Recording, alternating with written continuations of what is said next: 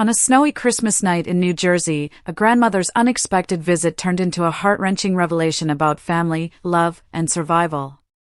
This true-to-life story will pull you in with every detail: the bitter cold outside, the warmth inside, and the shocking secret in between. To protect their privacy, I have changed their names and locations, but the events you're about to hear are real. So stay with us, listen closely, and follow the story. And if you haven't yet, subscribe to the channel so you don't miss the latest stories, hit the like button, and leave a comment saying I'm listening so we can stay connected and walk through this journey together. It was the evening of December 24, 2022, and a sharp winter wind swept through the quiet streets of Maplewood, New Jersey. Snow clung to the roofs like white velvet, and faint lights from decorated windows flickered through the misty night air. Mary Johnson, a 58-year-old retired music teacher, tightened her scarf as she drove her silver Ford Focus slowly down Elm Street. She had spent most of her life teaching children to play piano and violin, but tonight she wasn't thinking of music lessons. Tonight she was thinking of family. Mary hadn't seen her son Alex, 30, and her daughter-in-law Amanda, 27, for more than 6 months. She had packed a basket of homemade gingerbread cookies and a small wrapped gift for her granddaughter Lily, hoping to surprise them on Christmas Eve. As she turned into the driveway of 221 Elm Street, she felt a flicker of excitement mixed with nervousness. The house was glowing with Christmas lights, red, green, and gold, wrapping around the porch railings like a promise of warmth.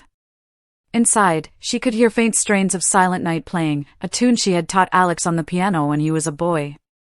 She parked the car, stepped out, and felt the sting of the cold hit her cheeks.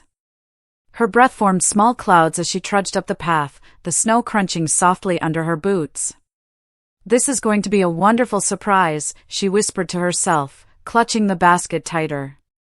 But as she reached the porch and raised her hand to knock, she froze. There, at the edge of the porch steps, sat little Lily, just 4 years old. The child was curled up on a wicker chair, her knees pulled to her chest, wearing only a thin pink sweater and leggings. Her tiny fingers were blue from the cold, and her teeth chattered. "Lily! Oh my God, sweetheart!" Mary dropped the basket without thinking, the cookies spilling onto the snow.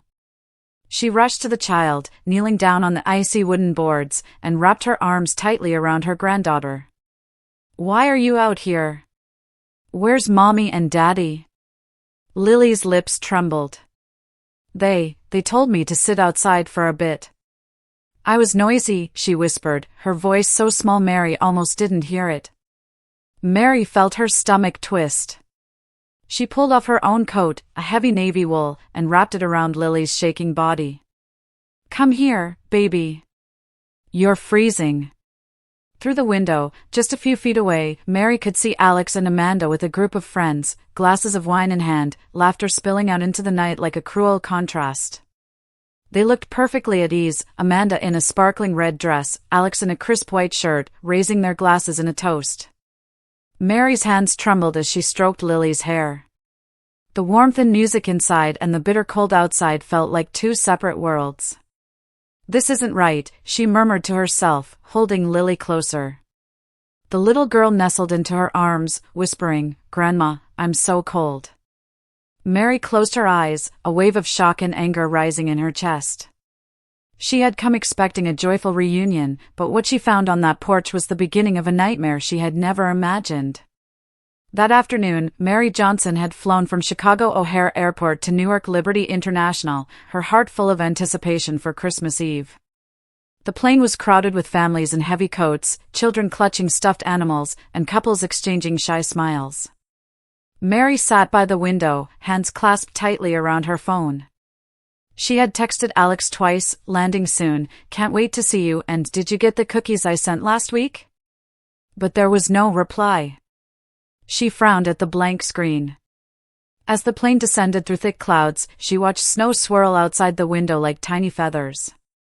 "It's just busy, that's all," she murmured, though a small unease stirred in her chest. When the wheels hit the runway with a soft thud, she let out a breath she hadn't realized she'd been holding. At the baggage claim, she saw scenes that tugged at her heart, a young soldier scooping up his toddler daughter, a grandmother crying as her grandchildren ran into her arms. She smiled faintly, remembering when Alex used to run toward her at airports, his face bright with excitement. But now, as she lifted her small rolling suitcase off the carousel, she felt an ache. "Why hasn't he answered me?" she whispered under her breath. Pulling her scarf tighter, she wheeled her bag out to the taxi stand. Snow was falling heavily now, blanketing the parking lot in white. Drivers stamped their boots, rubbing their hands for warmth. She climbed into a yellow cab, the heater blasting a dry, metallic warmth. "Where to, ma'am?" the driver asked, glancing back in the mirror. "Maplewood, New Jersey." "Elm Street, number 221, she replied, her voice soft but certain. The cab pulled away from the curb, tires crunching over ice. Through the fogged-up window, Mary watched the city lights fade into quiet suburban streets. She remembered Alex's voice on the phone a month ago. "When you come, Mom, it'll be the happiest night. I promise." That promise echoed now like a faint melody she couldn't place. The closer they got to Maplewood, the heavier the snow seemed to fall. Streetlights cast long golden beams onto the white ground, making everything look both magical and strange. Mary tried calling Alex again. The ring went on, then voicemail. She hung up, staring at her phone. When the taxi stopped in front of the house, Mary paid the fare, thanked the driver, and stepped out. Her boots sank slightly into the snow. The house looked like a Christmas card, strings of lights draped over the porch, a glowing wreath on the door, and the faint sound of jingle bells coming from inside. Yet the windows were drawn, and no one came to greet her. She climbed the steps, clutching the gift bag in her coat. Maybe they're busy with Lily, she thought, trying to calm herself. But as she reached the door, she noticed something on the porch, a small wooden chair with an indentation in the cushion, like a child had been sitting there. Snow had gathered on one armrest. Mary's heart gave a sharp twist. She knocked, waited, then knocked again. Laughter floated from inside, muffled, but unmistakable. She pressed her ear to the door. Glasses clinked, a burst of loud talk, then the high trill of Amanda's laugh. "Why isn't anyone answering?" she whispered. Her fingers tightened around the handle of the gift bag until the paper crinkled. A chill, deeper than the winter air, crept through her body. Something was wrong. The music inside seemed louder now, or maybe it was just the silence outside pressing in. Mary glanced again at the empty chair on the porch. The pattern of small footprints in the snow led from the chair to the edge of the steps. Her pulse quickened. "God, please let everything be okay," she muttered. She straightened her back, took a deep breath, and prepared herself for whatever waited behind that glowing door. Mary bent down toward the small wooden chair on the porch, her breath catching in her throat. Under the dim glow of the porch light she saw Lily, her 4-year-old granddaughter, curled into a tight ball like a kitten left out in the snow. The child's cheeks were flushed a bright, unhealthy red, and her lips trembled as she tried to keep still. Tiny snowflakes clung to her hair, turning it damp. Mary's heart clenched. "Oh my God!" "Lily," she gasped, her voice breaking. She dropped the gift bag into the snow without a second thought and reached out with both arms. "Sweetheart, what are you doing out here?" Lily looked up weakly, her eyes glassy with cold. "Daddy said I had to wait for Santa Claus. He said Santa only comes if I'm quiet." Her voice cracked into a sob. Mary felt her stomach twist painfully. She slipped off her thick shearling coat and wrapped it around Lily's shivering frame, pulling her close to her chest. "You're freezing," she whispered, rubbing the girl's small hands between her palms. "Come here with Grandma. We're going inside now." But as she straightened, lifting Lily into her arms, she caught sight through the window of the living room. Amanda, her daughter-in-law, stood near the fireplace in a glittering red dress, holding a glass of wine high as she laughed at something a guest had said. Alex leaned back on the sofa, nodding along, another drink in his hand. The flicker of the fire and the twinkle of Christmas lights painted a picture of warmth and celebration, completely at odds with the icy porch where Lily had been left. Mary pressed her lips together, fighting the sting of tears. "How could they?" she murmured under her breath. She hugged Lily tighter, feeling the child's small heart hammering against her own. "Grandma, I'm so cold," Lily whispered, her head resting on Mary's shoulder. "I know, baby, I know," Mary said softly, stroking her hair. "I've got you now." Inside, the music grew louder, Jingle Bell Rock blaring as if to drown out the reality outside. Mary moved to the door and knocked firmly. Once. Twice. 3 times. No answer. She knocked harder, her knuckles stinging against the wood. "Alex! Amanda! Open the door," she called, but her voice was swallowed by the laughter and music within. Her hands trembled, but she adjusted her grip on Lily, tucking the coat more securely around the girl. "We're not staying out here another second," she muttered, her voice low but fierce. She could feel a mix of sorrow and anger rising like a tide, anger at her son and Amanda, sorrow for the little girl who had been made to sit in the cold waiting for a storybook Santa Claus. Lily whimpered softly, clutching at Mary's sweater. Mary bent her head to kiss the child's cold forehead. "It's okay, sweetheart. Grandma's here now. You're safe with me." In that moment, Mary realized this was no ordinary holiday visit. This was a red flag waving right in front of her eyes. Whatever she had hoped to find, a happy family, a warm welcome, was gone. She needed to act, and act fast.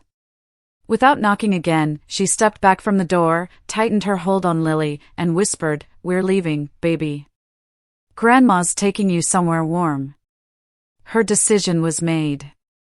What had begun as a surprise Christmas visit had just turned into a rescue. Mary pushed the door open with her shoulder, the knob cold and slippery in her gloved hand. A gust of icy wind swept in with her, scattering snowflakes across the polished hardwood floor of the living room. The sudden chill made a few guests glance up from their wine glasses. The room smelled of cinnamon candles and roasted turkey. Christmas music played softly from a speaker on the mantel. Alex spun around from the fireplace, his face a mix of surprise and annoyance. "Mom? What are you doing here?" His voice was sharp but low, as if he didn't want to cause a scene in front of his friends. Mary stepped inside fully, holding Lily tight against her chest. The girl's face was pale under the glow of the tree lights. "I was coming to surprise you," Mary said, her voice trembling, "but I found my granddaughter shivering outside like a stray cat." Amanda set her wineglass down on the coffee table with a soft clink and straightened her back. She was wearing a red dress that shimmered in the firelight. "We're entertaining guests, Mary," she said coolly. "Couldn't you have waited in the car? This isn't a good time." Mary didn't answer immediately. She crossed the room and gently laid Lily on the sofa, tucking a knitted throw over her small body. The child curled into the blanket, eyes half closed, still trembling. Mary turned back to Alex and Amanda, her eyes burning. "You left her outside in this weather?" Mary's voice rose, cracking at the edges. "She's 4 years old. Do you know how dangerous that is?" A hush fell over the room. The guests, 2 couples Mary didn't recognize, looked at each other uneasily. The Christmas music from the speaker faded as someone turned the volume down. The warm, festive atmosphere dissolved into an uncomfortable stillness. Amanda picked up her glass again and took a slow sip, her lips curling into a faint smile. "It was just a little game," she said, her tone dismissive. She wanted to wait for Santa. "You're overreacting." Mary slammed her palm against the wooden coffee table, the sound sharp in the silence. "This isn't a game, Amanda. This is a child's life you're toying with." Alex shifted his weight, avoiding his mother's eyes. "Mom, I didn't think," he began, but his voice faltered. "You didn't think," Mary snapped, cutting him off. "You promised me she'd be safe, Alex. That's all I've ever asked." Her throat tightened, and for a moment she had to look away to compose herself. Amanda rolled her eyes. "We're fine. She's fine. You're making a scene." Mary took a deep breath, her hands trembling but steady enough to pull the blanket higher over Lily's shoulders. "A scene?" she whispered. "No, Amanda. This is me protecting my granddaughter." The room seemed to shrink around them, the glowing tree, the scent of wine, the murmurs of embarrassed guests, all fading behind the sharp thud of Mary's heartbeat. She knew, in that instant, that this wasn't just an awkward family misunderstanding. It was a warning. She straightened, meeting Alex's eyes. "If you won't protect her," she said quietly but firmly, "then I will." Alex opened his mouth, but no words came out. Amanda turned away, muttering under her breath, and the guests sat frozen, their glasses untouched. Mary bent down once more to check Lily's forehead. "We're leaving soon, sweetheart," she murmured. "Grandma's here now." In that moment, standing in the warm living room with snow melting on her boots, Mary felt the shift inside herself. This was no longer a surprise visit. This was a battle line being drawn. She had come as a guest, she would leave as a guardian. Amanda let out a short, sharp laugh and tossed her hair back, glancing at the two friends sitting on the loveseat. "See," she said loudly, her voice dripping with sarcasm. "I told you, Alex's mother thinks she's some kind of saint, swooping in to save the day." The friends exchanged uneasy looks, fiddling with their glasses. Mary felt the blood rush to her face. Her hands, still resting on Lily's tiny shoulders, tightened involuntarily. "Amanda," she said, her voice trembling with fury, "you humiliated a child. A 4-year-old. Out in the cold." Alex shifted his stance and raised his hands slightly, as if trying to block the confrontation. "Mom, stop," he said, his tone a mix of embarrassment and anger. "This is my house. You can't just barge in here, Anne." Mary's eyes filled with tears, but her voice rose above the tension. "Your house?" she echoed. "Alex, you were the sweetest little boy. You'd give your last cookie to the neighbor's kid, remember? What happened to you?" Her voice cracked on the last word. Amanda leaned forward, her elbows resting on her knees. Her voice dropped to a cold, deliberate whisper. "Lily is a burden," she said. "I need my freedom. I didn't sign up for this." For a second, the words didn't register. Mary blinked, as if she'd been slapped. She turned to Alex, her mouth opening and closing. "Alex," she whispered, her hand reaching toward him. "Did you hear what she just said?" Alex stared into his wine glass, his knuckles white around the stem. He didn't look at his mother. It's not that simple," he muttered, but his voice trailed off into nothing. Mary's stomach turned. She could feel Lily's small heartbeat against her palm, could smell the faint scent of peppermint shampoo from the girl's hair. Her granddaughter, a burden? The room swayed for a moment as rage and disbelief flooded her chest. One of the friends, a man in a blue sweater, stood up slowly, clearing his throat. "Maybe we should go," he said, glancing at his partner. The woman next to him nodded quickly, clutching her purse. The festive glow of the Christmas lights now felt garish, almost mocking. Mary straightened her back. She inhaled deeply, steadying herself like she had before every recital she'd conducted in her teaching days. Her voice, when it came, was low but clear, cutting through the tension. "No," she said. "No more excuses. This stops tonight." Amanda rolled her eyes. "Oh please, Mary. You're being dramatic." Mary took a step forward, placing herself between the sofa and the couple. "Dramatic?" she said softly. "You left a little girl outside in the freezing cold so you could drink wine with your friends. That isn't dramatic, that's cruel." Alex looked up finally, his eyes glassy. "Mom, but he didn't finish." Mary held his gaze, her heart breaking at the boy she no longer recognized. She could feel herself stepping into a different role, not just a mother but a defender, a guardian. "If you won't protect her," she said, her voice firm now, "I will." Lily stirred under the blanket and whimpered softly. Mary glanced down at her granddaughter and then back at Alex and Amanda. "This little girl is not a burden," she said. "She's a child who deserves love and safety." The room was silent except for the crackle of the fireplace. Amanda's lips pressed into a thin line. Alex's hand shook as he set down his glass. The friends edged toward the door, muttering apologies.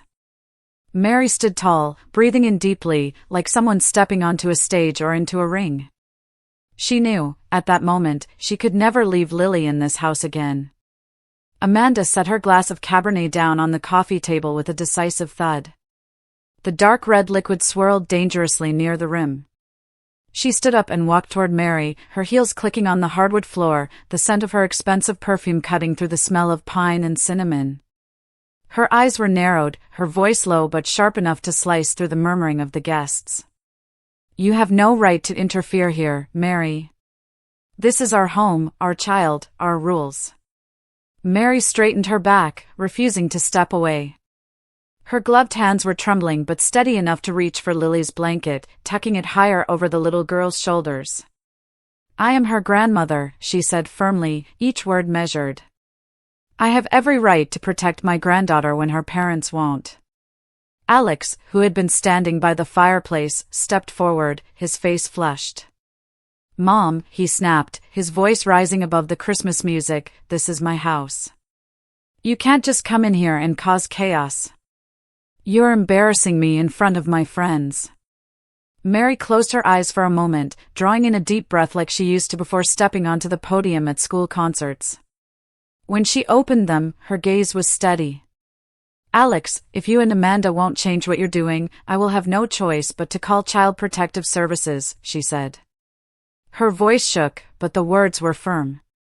Amanda gave a short, cold laugh, crossing her arms over her shimmering red dress. "You think anyone will believe you?" she sneered. "I have lawyers. I have friends. Do you know how ridiculous you sound, barging in here and making accusations?" Mary reached slowly into her coat pocket and pulled out her phone, her thumb hovering over the screen. "We'll see who people believe," she said quietly but clearly.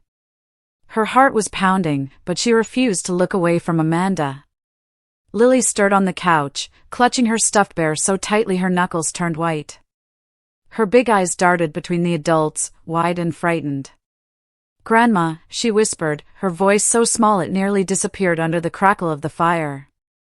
One of the guests, a young woman in a green sweater, shifted uncomfortably in her seat. She leaned toward Amanda and whispered, "Amanda, maybe stop. She's got a point." The kid was outside in the cold. Amanda shot her a glare but didn't reply. The tension in the room thickened, like the charged air before a storm. The glow of the Christmas tree suddenly felt harsh, every ornament gleaming like a watchful eye. Mary's thumb pressed down on the phone screen, the dial tone humming faintly. She didn't take her eyes off Alex. In that instant, she knew she had stepped into a different kind of fight, not just a family argument but a legal, moral battle for a child's safety. Alex rubbed his forehead, muttering under his breath. Amanda folded her arms tighter, the corner of her mouth twitching in defiance. Mary could hear her own heartbeat in her ears, could feel the weight of every decision she had ever made as a mother and a teacher. She had tried to come as a guest, to surprise them with gifts and warmth. Instead, she had walked into a battlefield. She bent down to stroke Lily's hair. "It's okay, sweetheart," she murmured. "Grandma's here." Then she straightened, phone still in hand, her voice calm but unyielding. "If you won't protect her, I will. Even if I have to bring the law into your living room." The room held its breath. The guests stared at the floor. The Christmas music had stopped playing altogether. The battle lines were drawn, and Mary knew, with absolute clarity, that she had just entered a war she could not back away from. The small guest bedroom upstairs smelled faintly of lavender detergent and stale wine from an unfinished glass someone had left on the nightstand. The only light came from a tiny lamp shaped like a snowman, casting a weak glow over the pale blue walls. Mary sat on the edge of the narrow bed, cradling Lily in her arms as though she were holding a bird with broken wings. The child's skin was icy against her sweater, her tiny fingers clutched at Mary's sleeve. Mary rocked gently, her voice low and steady. "Grandma's here now, sweetheart. You're safe. You don't have to be scared." She brushed damp strands of hair from Lily's forehead with trembling fingers. Lily's lower lip quivered. "They'll be mad at me," she whispered, eyes darting toward the door. "Mommy says I always ruin everything." Her words were soft but heavy, carrying the weight of a fear far too big for a 4-year-old. Mary felt something tighten in her chest.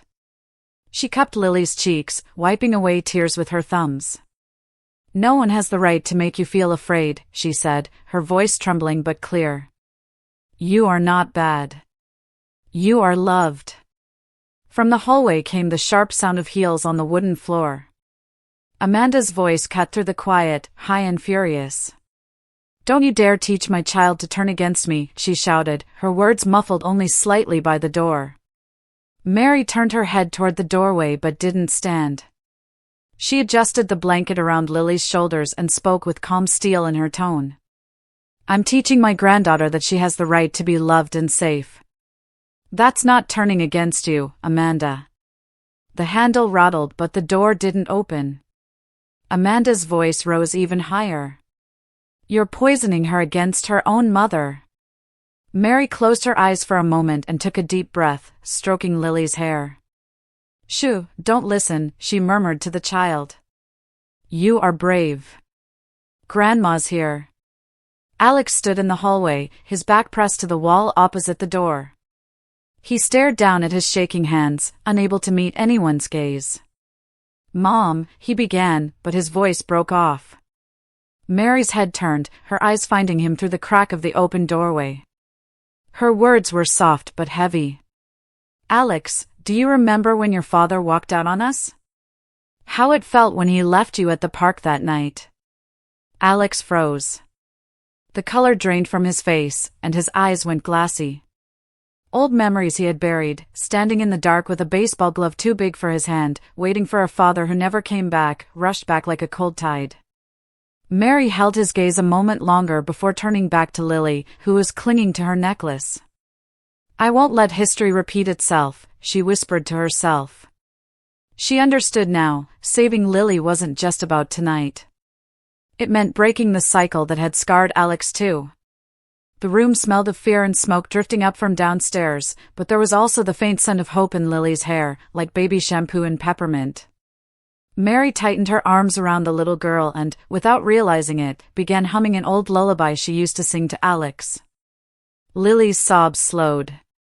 Out in the hall, Alex leaned his forehead against the doorframe, tears slipping down his cheeks. He hadn't cried in years. Amanda's angry voice faded down the stairs, replaced by the murmur of guests leaving early.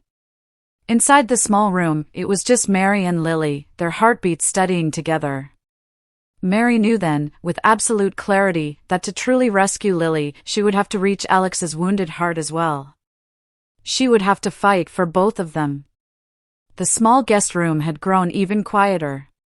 Downstairs, the last murmurs of Amanda's guests were fading as doors closed and engines started. Through the window, snow continued to fall on Elm Street, soft and relentless, muffling the world outside. Mary sat on the edge of the bed with Lily still curled against her, the child's tiny head resting on her shoulder. The girl's eyes were half closed, exhaustion and fear weighing her down. Mary's fingers trembled as she reached for her phone. She had been thinking about this call since she walked into the house, but actually doing it felt like stepping off a cliff. She looked at Alex, who stood in the hallway, arms limp at his sides, his face pale. For a moment she hesitated, hoping he might step forward and change everything. He didn't. She unlocked the phone, her thumb hovering over the keypad. "Grandma?" Lily whispered weakly, clutching the edge of Mary's scarf. "Is Santa coming?" Mary swallowed hard, forcing her voice to stay steady. "Santa's not coming just yet, sweetheart. But someone who can help is." She kissed the top of Lily's head and began dialing. In the hallway, Alex's voice cracked. "Mom, what are you doing?" Mary pressed the phone to her ear, her heart hammering. "Something I should have done a long time ago," she said softly. "911, what's your emergency?" a calm female voice answered after 2 rings. Mary drew in a breath. "This is Mary Johnson," she said, her voice steadier than she expected. "I'm at 221 Elm Street in Maplewood. There's a 4-year-old child being neglected. She was left outside in freezing weather. I need someone to come right away." "Understood," the dispatcher said, her tone neutral but efficient. "Officers and child services are on their way. Please stay where you are." "Thank you," Mary whispered, then ended the call. For a second she just sat there, staring at the phone in her hand. Alex took a step into the room, his eyes wide. "Mom," he said, his voice barely above a whisper, "I'm sorry. I didn't know what to do." Mary turned to him, tears finally spilling down her cheeks. "You had a choice, Alex," she said quietly. "And now I don't." Suddenly Amanda appeared in the doorway, her hair disheveled, face flushed with fury. She lunged toward Mary, snatching at the phone. "You're destroying my family," she shouted, her voice shrill. Mary gripped the phone tightly, standing to her full height. "No," she said firmly. "I'm saving her." She nodded toward Lily, who was clutching her stuffed bear, eyes wide. Down the street, faint but growing louder, came the sound of a siren, a wailing echo cutting through the snowy night. The color drained from Amanda's face. Alex's shoulders slumped. Mary looked down at Lily, who had nestled her head against Mary's shoulder, eyes closing as if finally feeling safe. Mary's heart ached but also felt lighter, as though a weight had shifted. She stroked the child's hair gently. "It's okay now," she murmured. "Help is coming." For Mary, it was the most painful call she had ever made. But as she stood there, the snow still falling beyond the window, she knew it was also the turning point of all their lives, the moment when silence ended and protection began. The flashing blue and red lights painted the snow outside in pulses of color, like a strange Christmas display. Through the frosted windows of 221 Elm Street, Mary could see the patrol car pulling up, its tires crunching over the icy driveway. The low murmur of a police radio drifted through the open door. She clutched Lily closer, feeling the girl's tiny heartbeat against her chest. A moment later, 2 uniformed officers stepped into the warm glow of the living room. The taller one, with a square jaw and gray at his temples, introduced himself in a calm, steady voice. "I'm Officer John Miller," he said, nodding to Mary, then to the others. "This is Officer Karen Lopez. We received a report of a child left outside in freezing weather." His boots left wet prints on the hardwood floor as he closed the door behind him. Amanda shot up from the armchair where she'd been sitting, her red dress shimmering in the light of the tree. Her eyes were blazing. "This is a private matter," she snapped. "You can't just barge into my home. This is family business." Her voice cracked slightly, but she kept her chin high. Officer Karen, a younger woman with dark hair pulled back into a neat bun, stepped forward and crouched down to Lily's level. Her badge glinted in the firelight. "Sweetheart," she said softly, "are you okay? Are you hurt anywhere?" Her tone was so gentle it almost sounded like a teacher's. Lily peeked out from under Mary's coat, clutching her stuffed bear so tightly the seams creaked. "I'm cold," she whispered, her lips trembling. Mary stroked Lily's hair and looked directly at Karen. "She's been outside for who knows how long," Mary said, her voice shaking but clear. "She's freezing and terrified. Please, help us." Alex was slumped on the edge of the couch, his elbows on his knees, his hands covering his face. He didn't look up when John addressed him. "Sir, are you the child's father?" Alex nodded mutely, his shoulders rising and falling with each heavy breath. "I didn't," he murmured, but the words never finished. Amanda's voice rose again, shrill and angry. "You're all going to regret this," she yelled. "I'll sue every one of you for trespassing, for harassment." John held up a hand, his expression neutral but firm. "Ma'am, we're here under the law," he said. "A report of child neglect requires us to check on the child's welfare. That's all we're doing right now." His tone was measured, not aggressive, but it left no room for argument. The room felt like a miniature courtroom, with the Christmas tree standing like a silent witness. The crackle of the fireplace sounded like distant static. Karen rose to her feet, placing a gentle hand on Lily's back. "We'll need to speak to everyone separately," she said, glancing at Mary. "And we'll need to get the little one warmed up." Mary nodded, her throat tight. She tightened her arms around Lily and whispered, "It's okay, sweetheart. These people are here to help." For the first time that night, Mary felt a flicker of something she hadn't dared let herself feel: hope. It was faint, like the glow of a candle in a dark room, but it was there. Help had arrived, and maybe, just maybe, this would be the moment everything began to change. Alex dropped his hands and looked at his daughter, then at his mother. His eyes were red. Amanda paced near the window, muttering under her breath, her bravado slipping. The air in the room shifted. Mary held Lily close and watched Officer Karen take out a small emergency blanket from her kit, wrapping it around the little girl's shoulders. Lily's eyes fluttered shut, her breathing steadying. Mary exhaled slowly, her own hands trembling. It wasn't over, not yet, but for the first time, she wasn't standing alone. Snow was still falling in slow, silent sheets when the Child Protective Services vehicle arrived, 30 minutes that had felt like a lifetime. Its headlights cut through the dark like twin beams, reflecting off the icy driveway. Mary stood near the front door, clutching Lily close, feeling the child's small heartbeat against her chest. She could smell the faint peppermint of Lily's shampoo mixed with the sharp scent of cold air that kept slipping in through the cracked door. A woman stepped out of the car, pulling her coat tighter around her. She had a clipboard tucked under one arm and her badge clipped to the front of her parka. "Mrs. Johnson?" she asked gently as she reached the porch. "I'm Rebecca Clark with Child Protective Services." Her voice was calm, even kind, but had the practiced firmness of someone who had done this too many times. At 42, with tired eyes but steady hands, Rebecca exuded quiet authority. Mary nodded quickly, brushing snowflakes from her gray hair. "Please," she said, her voice breaking, "don't take her far. I'll look after her myself.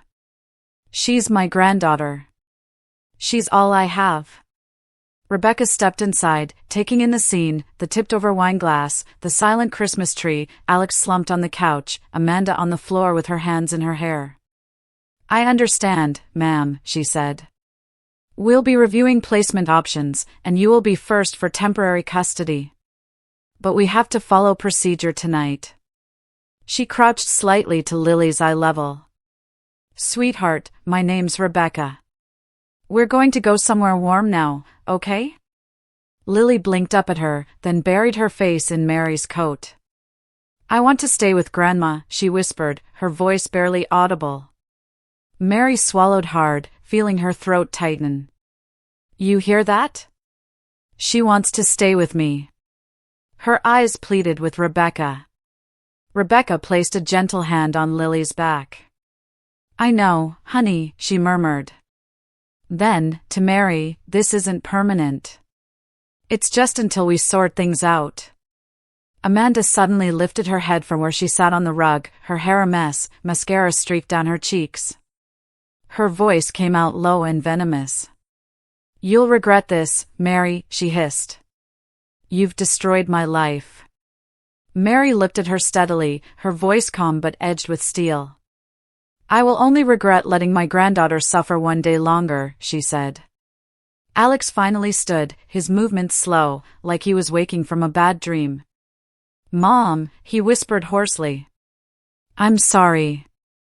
I should have." His eyes flickered with shame. Mary reached out, her fingers brushing his shoulder. "You can still change, Alex," she said softly. "Do the right thing now. It's not too late." Rebecca opened the back door of the CPS car and laid a warm fleece blanket across the seat. Mary crouched down to meet Lily's eyes. Grandma's right here, she said, smoothing the little girl's hair. This is just for now. I'll see you very soon, I promise. Lily's small arms clung around Mary's neck before Rebecca gently lifted her away. The child turned in the doorway, eyes shimmering with tears. Grandma, she whispered. Mary's chest ached as she forced herself to smile and wave. It's okay, sweetheart. Grandma's here. I'll bring you home. Her words cracked, but she kept waving until the car door closed. The CPS vehicle rolled slowly down the snowy street, its taillights glowing red in the dark. Lily pressed her face to the window, watching her grandmother grow smaller. Mary stood on the porch, hand raised, whispering a silent vow to the falling snow, I'll get you back. No matter what. Inside, Alex sank back onto the couch, covering his face. Amanda stared blankly at the empty doorway. The Christmas lights flickered once and then steadied, casting a muted glow over the room. Mary stayed outside until the sound of the engine faded, the cold biting her cheeks. For the first time that night, she felt a painful emptiness, but beneath it, a fierce, unshakable resolve. The next morning, Newark was blanketed in a heavy gray sky and fresh snow, the kind that muffled car horns and turned sidewalks into quiet white corridors. Mary pulled her old wool coat tighter as she walked up the granite steps of a brick office building downtown. Her boots left small wet prints on the lobby's marble floor. She hesitated for a moment in front of the glass door with the gold lettering, Andrew Brown, family law attorney. Taking a deep breath, she pushed the door open. Inside, the warmth hit her face and the smell of coffee drifted from somewhere down the hall. The waiting room was small but tidy, with a few framed photos of Newark landmarks on the walls. Mary sat down briefly, clutching her worn leather purse to her chest, before the receptionist smiled and said softly, Mr. Brown will see you now. Andrew Brown looked to be in his late 40s, with rolled-up shirt sleeves and a tie slightly askew, the kind of man who seemed too busy to care about appearances. His office was lined with bookshelves full of thick legal volumes and binders labeled custody, neglect cases, child welfare. He stood as Mary entered, offering a firm but kind handshake. Mrs. Johnson, he said, gesturing to the chair opposite his desk. Please, sit. Tell me what happened. Mary's hands trembled slightly as she settled into the seat. I need emergency guardianship of my granddaughter, Lily, she said, her voice low but steady. I won't let her go back to that house. Andrew nodded, picking up a legal pad. We'll need to move fast. CPS can place her temporarily, but for a court to grant you guardianship, we need evidence. Photos, witness statements, medical records, anything that shows neglect or harm. Mary reached into her purse and pulled out her phone. Her thumb hovered over the screen for a moment, then she opened the gallery. I took these last night, she whispered. She turned the phone toward him. On the screen was Lily, curled up on the icy porch steps in a thin sweater, cheeks flushed from the cold. Andrew leaned forward, his jaw tightening as he studied the images. This, he muttered, this is strong evidence. He scribbled notes furiously. With this, plus your testimony and maybe the police report, we can file for an emergency order today. Mary exhaled shakily, her shoulders sagging. I'm just a retired music teacher, she said quietly. I don't know how any of this works. I don't know the right words. Andrew put down his pen and looked her in the eye. You don't need to know the words. That's my job. What matters is that you're here, and you're willing to fight for her. We'll handle the rest together. For a moment, the tension in Mary's chest loosened. She nodded, clasping her hands. Thank you, she said. I can't let her go through one more night like that. Andrew pushed a stack of papers toward her. We'll file this afternoon. It won't be easy, but you're doing the right thing. Stay reachable, I may need more information. When Mary left the office, the snow had started again, heavier this time, swirling around her as she stepped back onto Broad Street. But instead of the crushing weight she'd felt the night before, there was a flicker of steadiness in her chest. She pulled her coat close and started walking to the bus stop, her boots crunching on the icy pavement. This was no longer just about a legal case. This was her fight to protect Lily's dignity and future, a fight she was ready to wage, no matter how long it took. By the following afternoon, the quiet street of 221 Elm looked nothing like it had the night before. Snow still clung to the sidewalks, but now there were satellite trucks parked along the curb, cables snaking across the icy ground, and a cluster of reporters stamping their boots to stay warm. The story of the child left outside on Christmas Eve had spread across every local news channel, and now, cameras were fixed on the small house like it was a crime scene. A young female reporter with a bright red scarf spoke earnestly into her microphone. "We're standing here on Elm Street in Maplewood, where neighbors say a 4-year-old girl was found outside in freezing temperatures on Christmas Eve. The story has sparked outrage and sympathy across New Jersey." Behind her, a cameraman adjusted the lens, catching the glow of the Christmas lights still dangling from the roof. One neighbor, an older man in a wool cap, shuffled up to the camera. "I've heard that little girl crying before," he told the reporter, his voice low. "Didn't think it was this bad." "If I'd known," he shook his head and walked away. Inside her small apartment a few blocks away, Mary watched the news with the volume turned low. The phone buzzed constantly on the coffee table, unknown numbers, media requests, sympathetic friends. She picked it up once, only to hear a reporter say, "Mrs. Johnson, would you be willing to go on air?" She hung up gently but firmly. Then her phone rang again, but this time she saw the name, Rebecca Clark. She answered.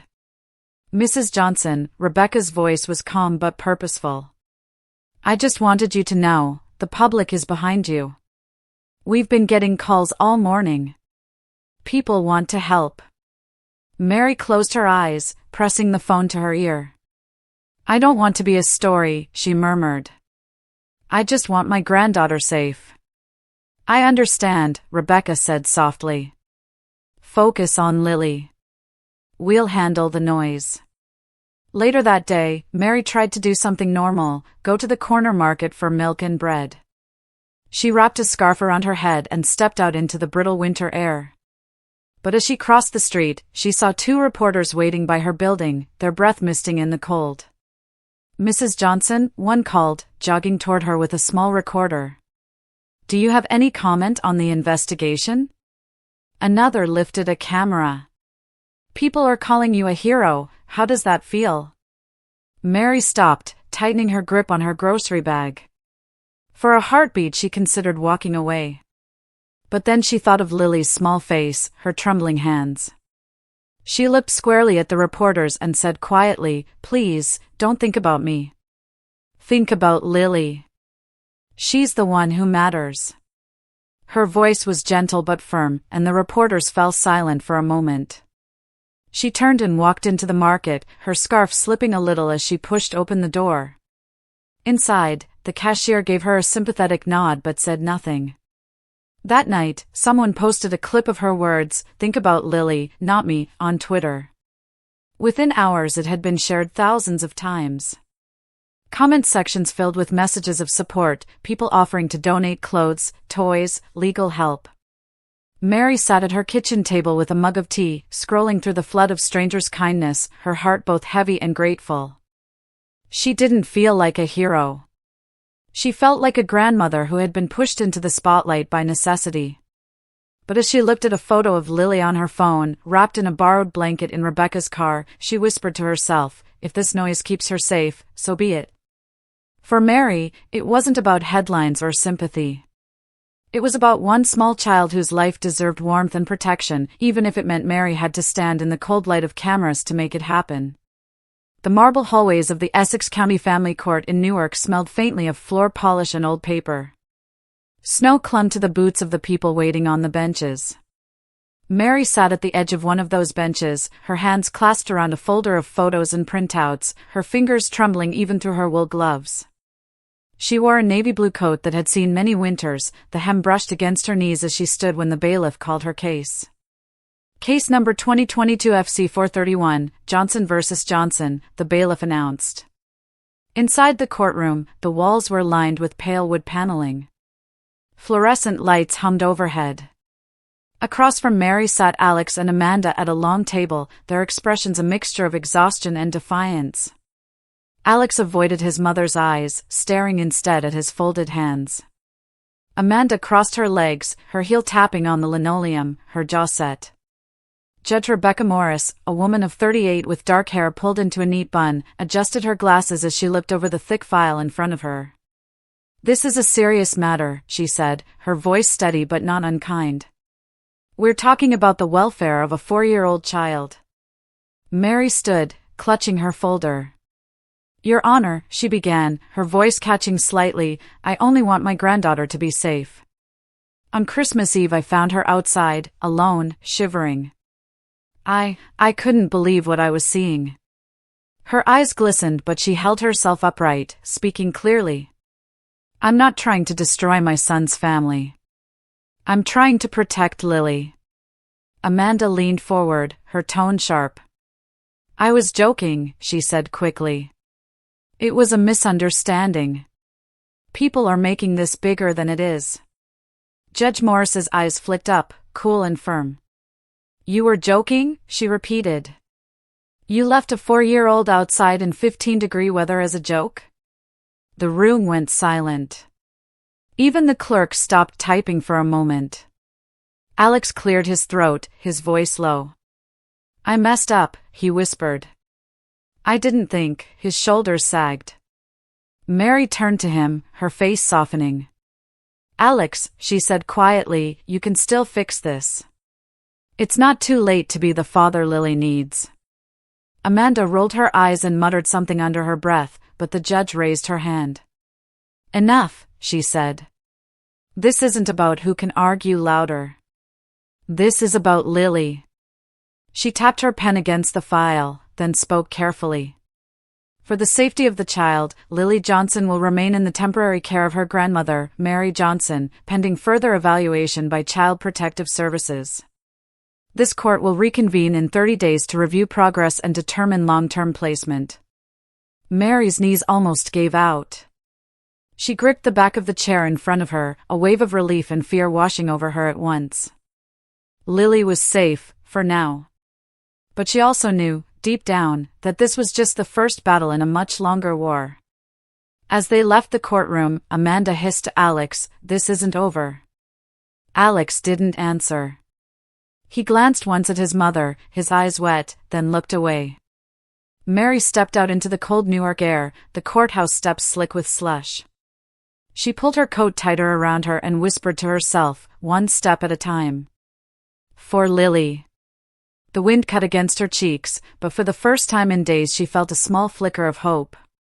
That night, the iron-bound neighborhood of Newark lay under a soft quilt of snow. The streets were quiet except for the occasional hiss of a bus braking at the corner. Inside her small third-floor apartment, Mary moved slowly, careful not to wake Lily. The child lay curled under a faded quilt decorated with blue stars, one thumb resting near her mouth, her stuffed bear tucked under her arm. Her breathing was even now, but every so often she twitched in her sleep, as if some leftover fear still haunted her dreams. Mary sat on the edge of the narrow sofa that doubled as her bed. The single lamp in the corner cast a pool of yellow light over the worn carpet. She held a mug of chamomile tea between her palms, its steam fogging her glasses. Her mind was not on the tea but on the boy Alex used to be, the boy who had once scraped together his allowance to buy her a Mother's Day card, the boy who used to press his nose to the bakery window and beg for fresh donuts on Saturday mornings. She whispered to the dark room, barely moving her lips. "Why, Alex? Why did you become this?" Her voice trembled. She thought of all the winters when they couldn't afford proper heat but had still managed to stay close, to stay kind. She would never have left him outside in the cold. Her phone vibrated on the armrest, startling her. The screen lit up with a text, "Mom, I'm sorry. I want to change." The words blurred as tears filled her eyes. She glanced at Lily, who had rolled over in her sleep, her small hand reaching toward the empty space beside her as if seeking comfort. Mary typed slowly, her fingers heavy. "Alex," she wrote, "words are easy. Show me with actions." She stared at the message for a long moment before hitting send. Outside the window, snowflakes drifted under the orange glow of the streetlight, sticking to the glass until they melted into beads of water. The sound of a train horn echoed faintly from the nearby station, a reminder of all the times she had carried Alex on the commuter rail to her second job, determined to give him more. She set the phone down and brushed a strand of hair from Lily's forehead. The child stirred, murmuring something unintelligible, then settled again. Mary leaned close and whispered, "I'm here, sweetheart. Grandma's here." Her own heart ached, pulled between two generations, the little girl she now protected and the grown son she barely recognized. She realized this story wasn't only about saving Lily, it was also about reaching Alex before he sank completely. Mary sat back, straightened her shoulders, and took a deep breath. The radiator clanked to life, filling the room with a low hum of warmth. "I have to stay strong," she told herself quietly, for both of them. Through the thin walls she could hear a neighbor's TV playing a Christmas movie, the laughter canned but strangely comforting. Snow kept falling outside, erasing footprints on the sidewalk, as if the world were offering a chance, however small, for a clean slate. In that moment Mary held onto a fragile but stubborn hope, that amid all the pain, there might still be room for healing, even between mother and son. A full month had passed since that frozen Christmas night, and now the Essex County Family Court building looked different under the pale February sun. The icy steps had been salted, the courthouse flag flapped lazily in the wind, and the parking lot was crowded with parents, lawyers, and social workers trudging in and out with thick files under their arms. Inside courtroom 4B, the air smelled faintly of paper and coffee. Mary sat on the wooden bench near the front, hands clasped tightly in her lap, a file of photographs resting against her knee. Next to her, Lily swung her legs nervously, wearing a small pink coat that Mary had bought at a thrift shop. Andrew Brown, the attorney she'd come to trust, leaned down and whispered, "We're ready, Mrs. Johnson. Today is important." He held a folder filled with more evidence, color prints of Lily shivering on the porch, statements from two neighbors who had heard the child crying, and a copy of the pediatrician's report. Mary nodded silently, her throat dry, and brushed a crumb off Lily's hair. Across the aisle, Amanda sat stiffly in a dark blazer, eyes darting around the room. She had pulled her hair into a tight bun, but strands were already slipping loose. She muttered something to her lawyer, her lips pressed in a hard line. Alex sat beside her but slightly apart, his elbows on his knees, eyes downcast as if he wanted to be anywhere but here. Mary caught a glimpse of him biting the inside of his cheek, and her heart twisted. The bailiff called for order, and Judge Rebecca Morris entered, her black robe flowing. She adjusted her glasses and looked at the file before her. "We're here to continue the hearing regarding temporary guardianship of Lily Johnson," she said, her voice firm but calm. She turned to Andrew. "Counselor Brown, you may proceed." Andrew stood. "Your Honor, since the last hearing we've collected additional evidence. Photographs from December 24th, statements from neighbors Mr. and Mrs. Collins, and medical documentation confirming hypothermia risk." He placed the documents on the clerk's desk. "This shows a consistent pattern of neglect." Amanda shot up from her seat, her voice sharp. "That's not true. This is all blown out of proportion. She's trying to steal my child." The room murmured. Judge Morris raised a hand. "Mrs. Amanda Johnson, please sit. You'll have your chance to respond." Mary reached for Lily's small hand and squeezed it. "It's okay, sweetheart," she whispered. "We're just making sure you're safe." Lily leaned her head against her grandmother's arm but said nothing, her eyes fixed on the floor tiles. Judge Morris turned to Alex. "Mr. Johnson, you and Mrs. Johnson will be required to attend a certified parenting class and counseling sessions. This is not optional." Alex finally spoke, his voice low. "Yes, Your Honor. I understand." From the back row, Rebecca Clark from CPS gave Mary an encouraging nod and a small smile. "You're doing the right thing," she murmured when Mary glanced back. Amanda, however, slammed her notebook shut and hissed, "I've lost everything because of you." Mary took a slow breath and replied gently but firmly, "No, Amanda. You've lost because of your own actions." Her words hung in the silent room. The only sound was the scratch of the judge's pen as she signed the order. "This court finds it in the best interest of the child that temporary guardianship remain with Mrs. Mary Johnson until further review." Mary closed her eyes for a moment, exhaling the breath she'd been holding. She bent down and kissed the top of Lily's head. "We're okay, darling. We're okay for now," she whispered. As they left the courtroom, the marble hallway echoed with footsteps and the soft creak of doors. Mary felt the weight of the struggle ahead, but also a flicker of relief. It wasn't victory, but it was a fragile piece of safety carved out for her granddaughter. By early spring, the rhythm of Mary's small apartment on Ferry Street had changed. Every Saturday morning at precisely 10 a.m., Alex would climb the narrow stairs, a little out of breath, carrying a paper bag from the corner bakery. The smell of warm bagels and fresh coffee filled the hallway before he even knocked. Mary would open the door carefully, always unsure of which version of her son she might see, the defensive, angry man from December, or the boy she had once raised. This new Alex looked different. His eyes were clearer, his hair trimmed, and there was a tentative calm in his movements. He no longer smelled of whiskey. Instead, there was a faint scent of soap and peppermint gum. He'd started attending counseling sessions at the Newark Community Center, 3 nights a week.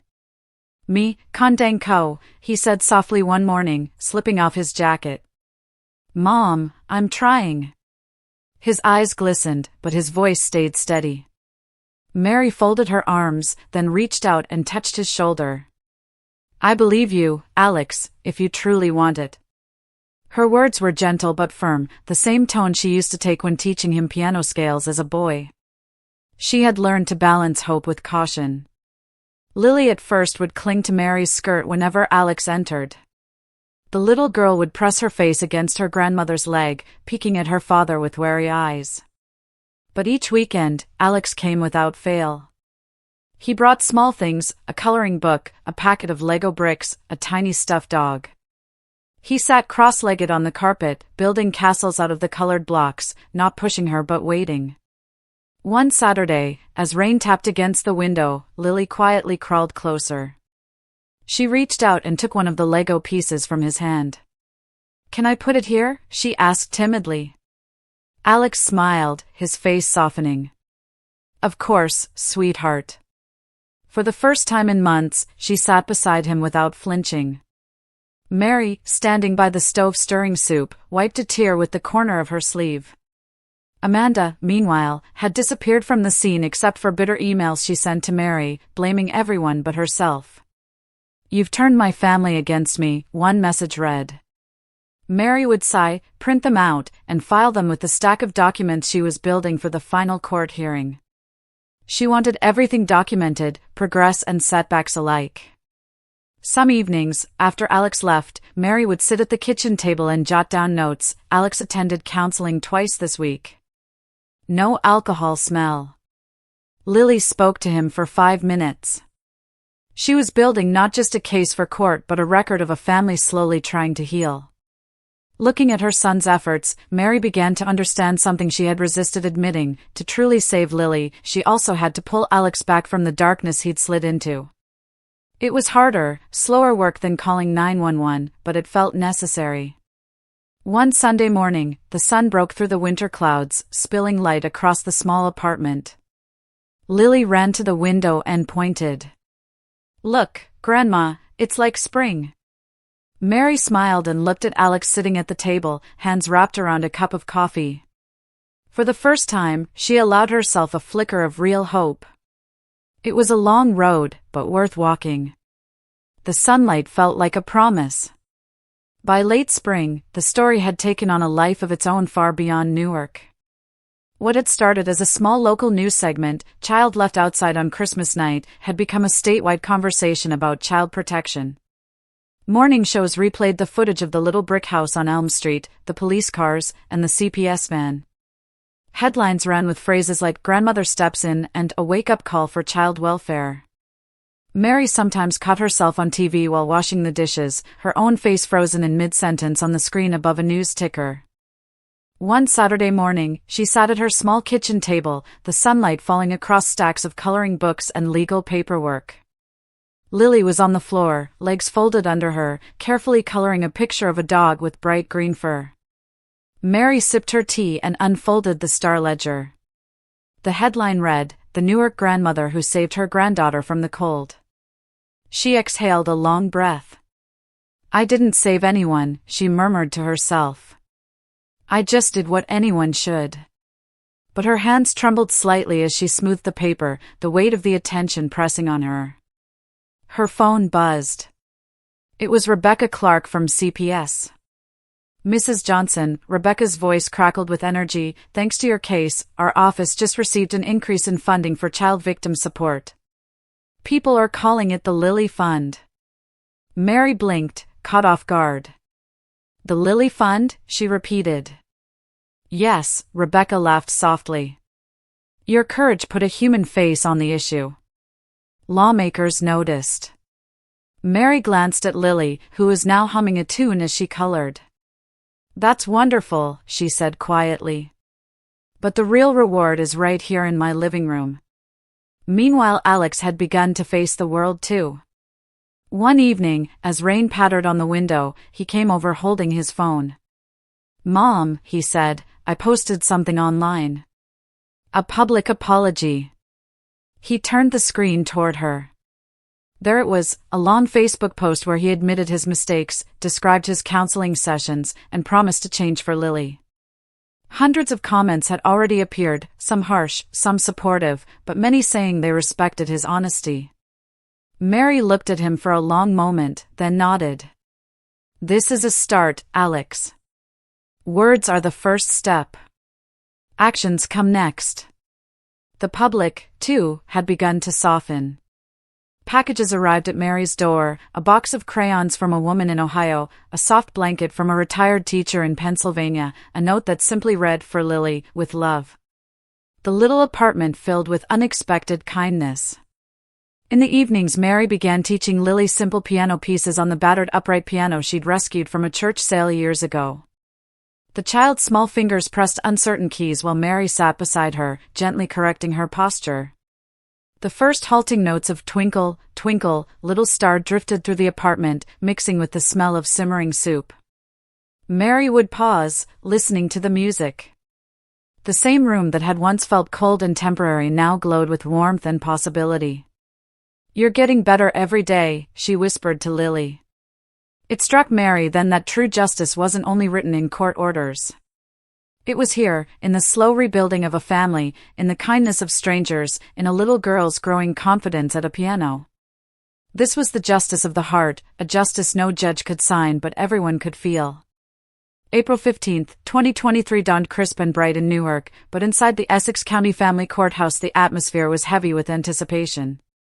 Mary arrived early, holding Lily's small hand as they climbed the marble steps. The little girl wore a pale yellow dress Mary had sewn herself, her hair tied with a ribbon. In the waiting area, lawyers and social workers bustled past, their shoes clicking on the floor. Mary sat down on a wooden bench, smoothing Lily's dress, her heart pounding. This was the day she had fought for over 4 long months. Andrew Brown appeared at her side with a reassuring smile. "We're ready, Mrs. Johnson," he said, handing her a neatly organized folder. Mary nodded, feeling the weight of every sleepless night and every document she had gathered. Across the hall she saw Alex sitting alone, a navy jacket over his wrinkled shirt, fingers twisting together. Amanda sat several chairs away from him, staring at her phone, her face pale and closed. When the bailiff called their case, Mary took a deep breath and led Lily into courtroom 5C. The room smelled faintly of old paper and furniture polish. Judge Rebecca Morris sat at the bench, her expression calm but serious. "We are here today for the final determination of guardianship for Lily Johnson," she began. Her voice carried over the hushed courtroom. Andrew stood first, presenting the thick file. "Your Honor, over the past months Mrs. Johnson has provided stable care for Lily. We have records of medical appointments, counseling progress for Mr. Johnson, and continued neglect from Mrs. Amanda Johnson." He placed the evidence neatly on the clerk's desk. Amanda's attorney objected, but Amanda herself sat rigid, eyes wet but defiant. "She's taken everything from me," she muttered under her breath. Alex, meanwhile, kept his eyes on the floor. Judge Morris turned pages slowly, then looked up. "Based on the evidence presented and the testimony heard, this court grants permanent guardianship of the minor child, Lily Johnson, to her grandmother, Mrs. Mary Johnson. Mr. Alex Johnson will retain supervised visitation rights. Mrs. Amanda Johnson, your parental rights are suspended until further review." A murmur swept through the courtroom. Mary felt her knees weaken. She pulled Lily into her arms, tears spilling down her cheeks. "We're going home, sweetheart," she whispered into the child's hair. Lily clutched her grandmother's neck, whispering, "Home." Alex rose slowly and approached them, his own eyes shining. "Mom," he said, his voice breaking. "Thank you for not giving up on me." Mary cupped his cheek briefly. "You still have a chance, Alex," she said softly. "Be the father she needs. Show her with your actions." Rebecca Clark from CPS stepped forward and shook Mary's hand firmly. "You're proof of what family strength can look like," she said. Cameras flashed as a couple of reporters snapped photos, but Mary ignored them. Her gaze stayed fixed on Lily, who was now smiling shyly, eyes bright with something that looked like hope. As they walked out into the spring sunlight, Mary felt a chapter closing. The courthouse doors swung shut behind them with a heavy thud, but ahead of her lay a new beginning, not easy, but real. Lily squeezed her hand and looked up. "Grandma, can we plant flowers on the balcony?" Mary laughed through her tears. "Yes, darling," she said. "We can plant anything you want." In that moment, amid the hum of traffic and the scent of budding trees, Mary felt the fight was worth every second. By the time summer 2023 rolled into Newark, the heavy gray of winter seemed like a distant dream. On a warm Sunday afternoon, Mary took Lily by the hand and walked slowly through Branch Brook Park, a sprawling green space she had loved since moving to New Jersey decades ago. The sun was gentle but bright, glinting off the water of the small lake. The cherry trees, which usually blossomed in April, had produced a late, shy bloom. Pink petals floated on the breeze and clung to Lily's hair like confetti. Mary had packed a small picnic basket with peanut butter sandwiches, apple slices, and 2 vanilla ice cream cones she bought from the truck by the playground. They sat on a wooden bench near the edge of the path, licking the ice cream before it could melt. Lily's cheeks were flushed, her braids swinging as she turned to watch children playing tag on the grass. "Grandma," she said, her voice light and certain, "I'm not afraid of the cold anymore." Mary smiled, brushing a stray petal from the girl's shoulder. "That's because you're brave," she replied softly. "You're stronger than you know." She looked at Lily's small hands, no longer clenched in fear but sticky with melted ice cream, and felt a surge of gratitude. A familiar voice called out behind them. "Hey! Mind if I join you too?" Mary turned and saw Alex approaching, a canvas tote slung over his shoulder. He looked healthier than she had seen him in years, a clean shirt, sun on his face, and eyes that no longer darted nervously. In his bag were coloring books, a small kite, and a few juice boxes. Lily jumped up immediately. "Daddy," she squealed, sprinting the few steps to throw her arms around his waist. Alex bent down, hugging her tightly, his voice catching. "I missed you, sweetheart." Mary watched them with a cautious but hopeful heart. The sight was both ordinary and extraordinary, a father kneeling in the grass, his daughter laughing, petals drifting down around them. She thought of the courtroom, the police, the nights spent awake at her kitchen table, and felt the weight slide off her shoulders like a heavy coat. Alex looked up at his mother, his expression unsure. "Mom, is it okay if I stay a while?"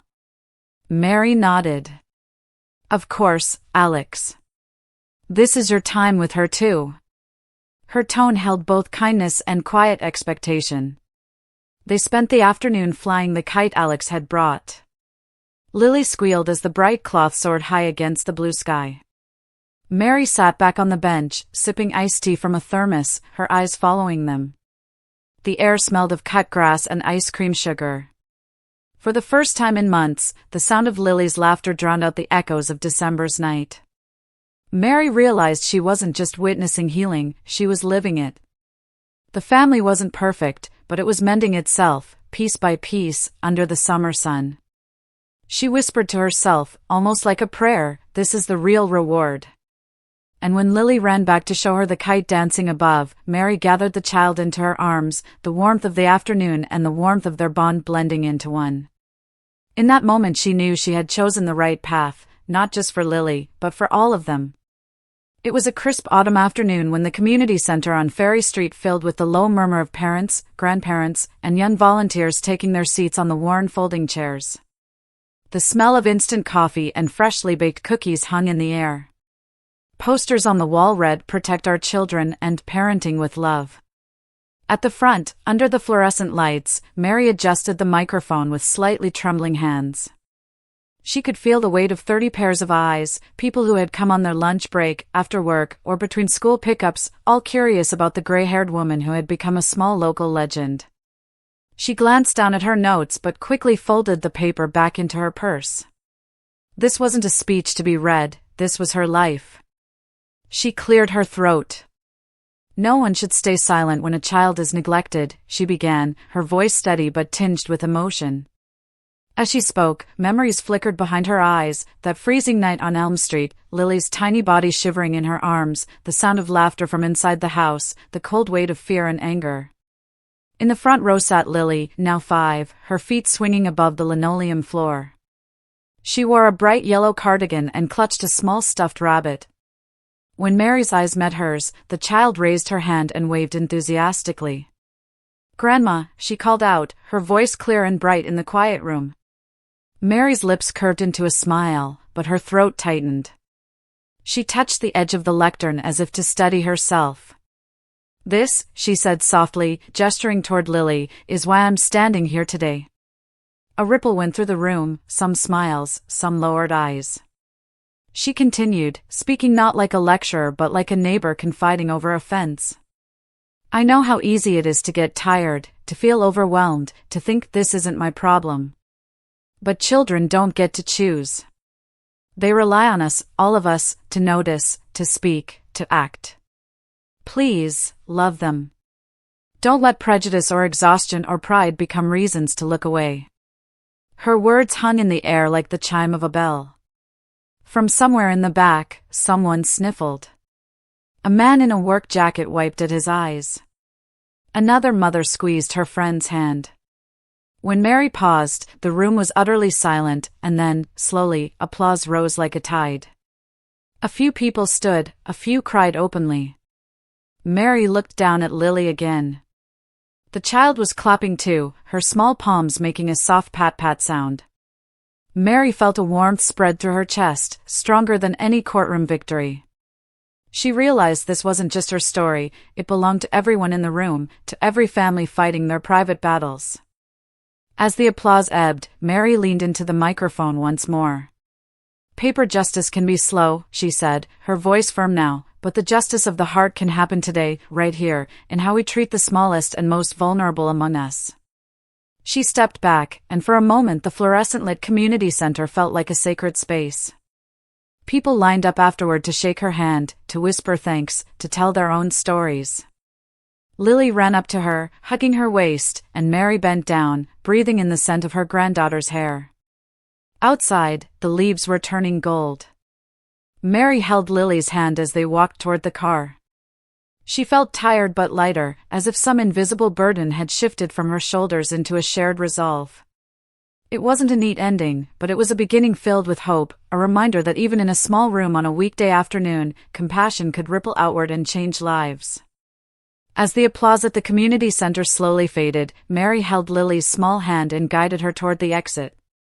The late afternoon light streamed through the tall windows, painting everything in soft gold. Outside, the street buzzed with everyday life, children riding bikes, a man walking his dog, someone selling churros from a cart, yet Mary felt an unusual calm. The weight of months of fear, hearings, and sleepless nights seemed to lift just a little with each step she took. They walked to the car together, Lily skipping on the pavement, her laughter ringing out like tiny bells. Mary opened the car door and helped her into the booster seat, smoothing down the girl's hair. "You were so brave today," she whispered. Lily smiled shyly. "Grandma, did they like your story?" Mary smiled back. "I think they understood it, sweetheart." "That's even better." As they drove away from the center, Mary thought about the long road they had walked, the freezing night on Elm Street, the first phone call to CPS, the courtroom battles, Alex's slow but steady change, and now this, a room full of strangers who had listened, who had promised themselves to do better. It wasn't a fairy tale. It was messy and real, but it was healing. In many ways, this journey was not only about saving one little girl but also about awakening a community. It showed that one person's courage can ripple outward, inspiring others to act. It reminded everyone that justice isn't just something handed down from a bench, it's built moment by moment in living rooms, kitchens, and yes, even in community centers where ordinary people come together. If you've been touched by this story, we invite you to take a small but powerful step, share this video with someone who needs to hear it, subscribe to the channel so you won't miss the next story, click like to help spread the message, and leave a comment saying "I'm listening" so we know you're with us on this journey. Because the truth is, protecting children, showing compassion, and standing up for what is right are things we can all do, wherever we are. That is the quiet power of a caring heart. See you in the next video.